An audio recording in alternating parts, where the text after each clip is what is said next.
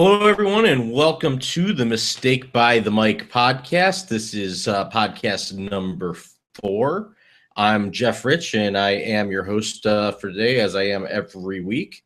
And we're going to be talking about the Browns and the Steelers on Sunday, October 12th at First Energy Stadium in Cleveland. Final score of that game ended up being Browns 31, Steelers 10. Probably wasn't even that close, but hey, let's get right into it. Not the greatest start. I mean, kind of what this team does. They don't play full 60 minutes, but not the greatest start on Sunday. Pittsburgh gets the kick because, in the words of the broadcasters, that's what number 7 wants. Number 7 wants the ball. Mike Tomlin's going to give it to him. But Steelers take the ball, do nothing on their first drive, give it to the Browns. So they basically trade 3 and outs. And then it gets a little bit scary because you know that Le'Veon Bell, the second-year player out of Michigan State, is a hell of a football player. Exactly what Pittsburgh needs in that offense to move on beyond, past, the Super Bowls in 2006 and when was the other one? 2009. So, or 2009 season anyway. So they there's a changing of the guard. They can't just rest on those 6 Super Bowl rings that they so much love to proclaim and brag about in Pittsburgh. But this is a Steelers team that, quite frankly, isn't that good. I'm over my Cleveland paranoia about them. Browns should not have lost to them in Week 1. Definitely should not have lost to them in Week 6. And and that was the case. They did not. They were the better football team, and they showed it in every aspect of the game. Be it offense, defense, it was a sight for sore eyes. It really was. They get out of the gate. Pittsburgh's second drive. Like I said, it gets scary. They go. They get down inside the Browns 10-yard line. They get a pass interference call. It gives them the ball at the 7-yard line. And they do what Mike Tomlin or Todd Haley did exactly what I would have done. I just cram the ball down there to Le'Veon Bell and let him do his things. But the Browns defense stood up. Bell had runs of 2, 3, and 1, which add up to 6, and they needed 7. So good things all around on the first drive. Definite moral victory to be taken from the 3-0 deficit that they were placed in early. Looked like it was going to be scary. Looked like they were fortunate to escape just allowing 3 points on that opening drive. So nothing really that inspiring when they got the ball back. They go 3 and out again. Running game's not working. They went to Ben Tate a couple times. I think that after the first 2 drives, he actually had a net total of -1 yard on like 2 or 3 carries. So it looked like nothing was going to work. Hoyer couldn't throw the ball.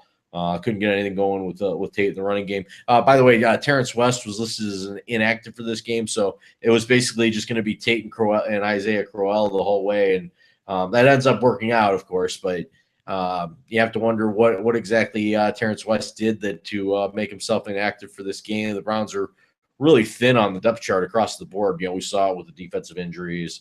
We see that they don't have any depth at receiver, so they definitely need any player that can get into the end zone to be on the field. And Terrence West has scored a couple of touchdowns, but he didn't do what it took to be suited up for Sunday's game. And I'm going to trust Mike Pettin with that one. That's just how it goes.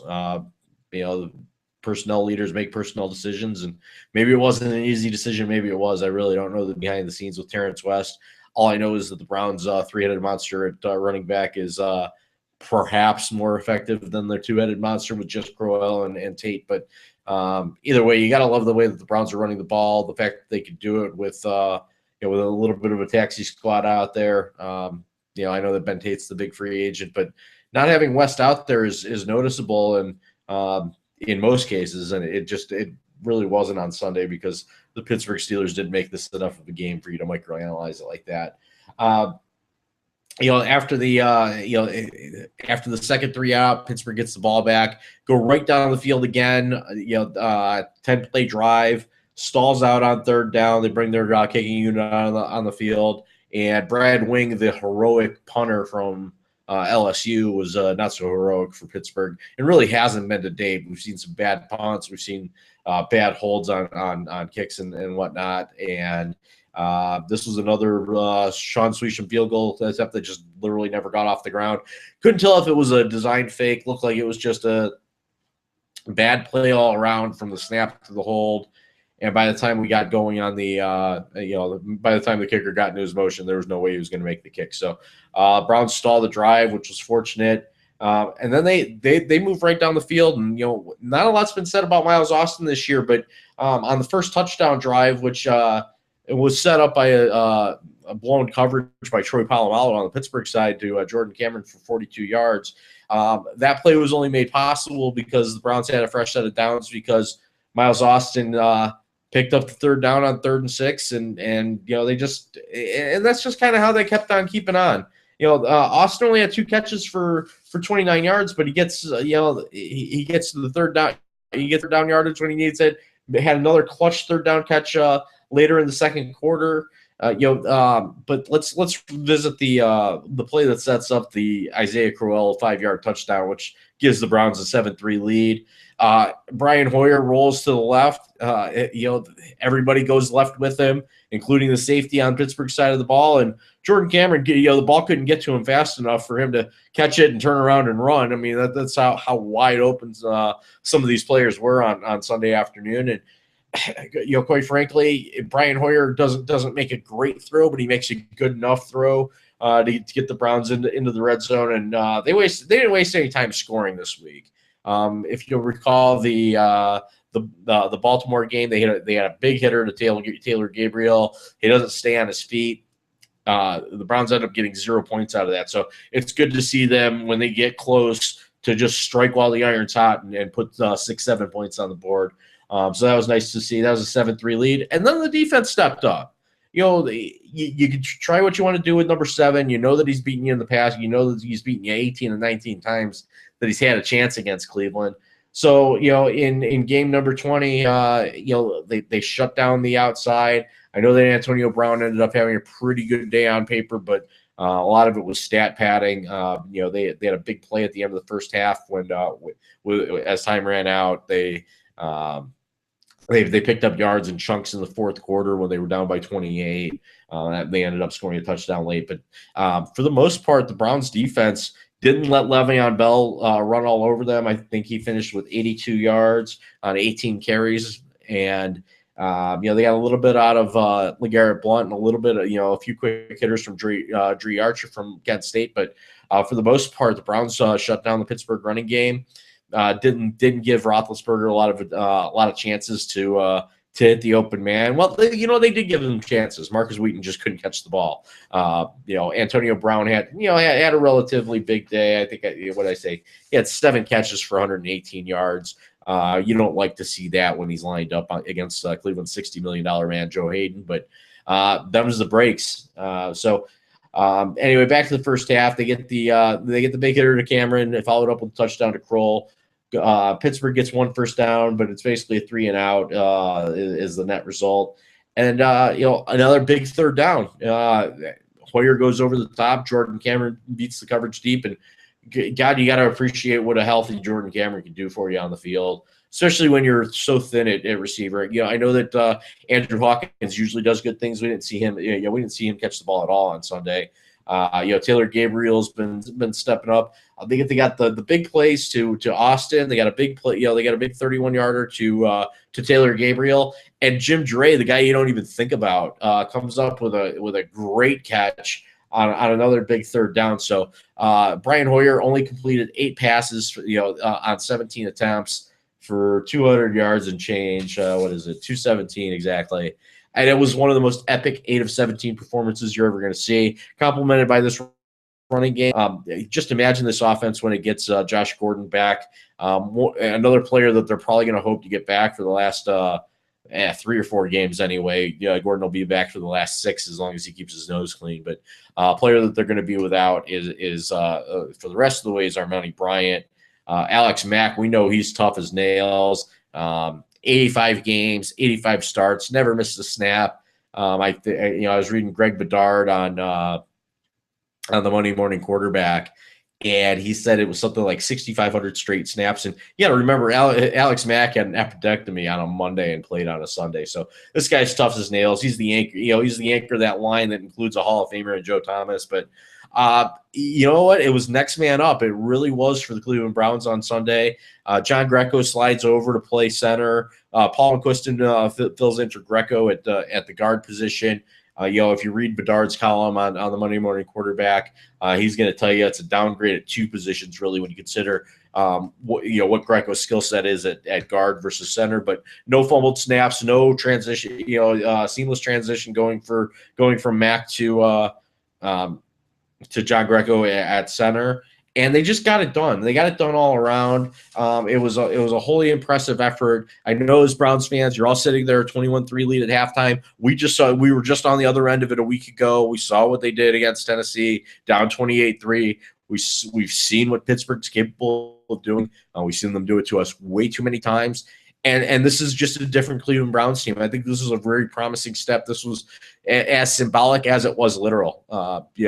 You've got Pittsburgh Steelers fans throwing in their yellow towels or painting them white or doing whatever they do. But, if you want to see a group of football fans that's generally overconfident that has turned into a group of extreme non-believers, I would say it's the fans of the black and yellow in the current state. They're 3-3. It's not literally the end of the world for them. They can't, they can obviously bounce back and go 13 as math will tell you. But if you watch that football team play, if you watch them play against Baltimore, if you've watched them play against the Cleveland Browns, the Tampa Bay Buccaneers, who I think are going to have the first pick in next year's draft, went into it's not Three River Stadium. What is it called now? It's a PNC Heinz Field. They go into Heinz Field and they the Tampa Bay gets it done. Browns couldn't get it done at Heinz Field, but they've definitely outplayed this football team for about 6 quarters. They're done with the Pittsburgh Steelers for the year 2014 unless they see them in the playoffs. I don't think that's very likely, but a long way to go in this division. Cincinnati helped them out a little bit by failing to get a win against Carolina despite having their chances in overtime. They tie that one 37-37. You got to look at that as as exactly what it is. It's a tie. It's an opportunity to win that they failed to pick up a W, but not quite a loss. So they're going to be some. I have a feeling that tie is going to put them between somebody in the standings when it's all said and done. But Browns are going to have two shots at them. But looking ahead for the Browns, they got Jacksonville next week. Then it's Tampa Bay, and that's the Oakland Raiders. So you got 3 teams with a combined record of 1-17. These are games the Cleveland Browns should win. We've seen them lose to all of these teams in the recent past, despite them being dismal teams themselves. Browns always find a way to lose those games. Let's look at it differently, though. Let's look at the Mike Pettin Browns differently. Let's say they're going to play like a Brown. One of the things I took away from this game, and I put it in my column on morethanafan.net, on the new feature that we're running called 11 on 11, where I'm going to wrap up the entire league. But the Browns were worthy of space in the national column. I decided to focus on Alex Mack being carted off with just under 7 minutes to go in the first half of play on Sunday. You would notice that not only did the players on the field wish him well, but a lot of the defensive leaders came off the bench. A lot of the players that weren't in the game came off the bench and saw their man off. I mean, this guy's important to this team. He's a 2-time Pro Bowler, obviously an Iron Man of sorts, and he's going to be missed. He's got a broken leg, and if it was anyone else, you would say shut him down for the year. But this is Alex Mack we're talking about.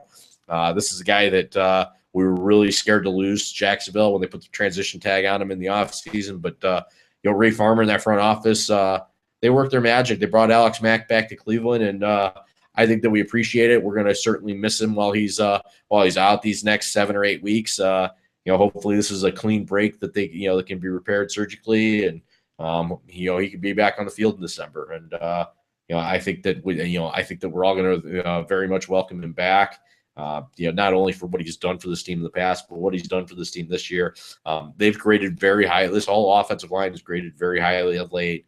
A lot of the things that the quarterback position first and foremost, but a lot of the things that we in Cleveland tend to worry about, a lot of these paranoias, we could probably set them aside at this point, especially if they come through these next three games and they turn 3-2 into 6-2. And and they're playing Cincinnati for first place in the division in early November. I don't think that anybody would have realistically put us in that position, put the Cleveland Browns in that position, and you got to be grateful for it. So, let's hope that they can go down to Jacksonville and no letdowns. I know that Blake Bortles is playing well, and you got to figure that in the past that Ben Roethlisberger prototype quarterbacks has been known to bite them. They don't get it. They still aren't getting enough pressure on the quarterback. That's a little bit disappointing. They're going to be without Armani Bryant, so you got to hope Jamal Sheard and those edge rushers like Mingo and Kruger step up. But as bad as Pittsburgh is, I think that Jacksonville presents a lot less of a challenge on both sides of the ball. I think that this offense is really clicking, and I think that they'll continue to do so. This running game, Kyle Shanahan just it's almost like Kyle Shanahan is almost like he's picking the play in Tecmo Bowl that you can't stop, regardless of what defense you run at him. And a lot of that is bringing in the right personnel to play running back. We haven't seen that since Jamal Lewis in 2007, and I think that we're seeing it twofold with at least Tate and Crowell. I'm not giving up on Terrence West. I trust that he'll be back on the field next week, and that the Browns could chase down another victory in Northern Florida. So. But that's all I've got. A really good week. Not a lot to complain about. 8-17 efficiency could be. Efficiency was actually pretty good. Not in the terms of passing percentage, but what he did with the 8 completions. They were all big. It seemed like they were all big throws. They were all first downs in critical spots. And when you do all the little things like that right, especially on third down. It equals a big victory, and in this case over their rivals. So, kudos to the Cleveland Browns, but let's put, Browns 31, Steelers 10 behind us and look ahead to Jacksonville, as I know that Mike Pettine's doing today with the with his football team. They can, hopefully the bumps and bruises heal, and we can get on the field, 6 days from today and be 4-2 and looking at first place in the AFC North Division. So, quick little plug. I mentioned the column, morethanafan.net, every Monday at 2 p.m. Eastern. The radio show is sportsbyline.com. You can find it on the TuneIn Radio app. That's Sunday mornings at 11 a.m. Eastern. For me, that's 8 a.m. for a couple more weeks anyway, before daylight savings time, which we don't celebrate here in Arizona. And, hey, enjoy the victory, enjoy the week. We'll see you right back here next Monday, where hopefully we're breaking down another Cleveland Browns victory Monday and a win over the Jacksonville Jaguars. Have a great week, everyone.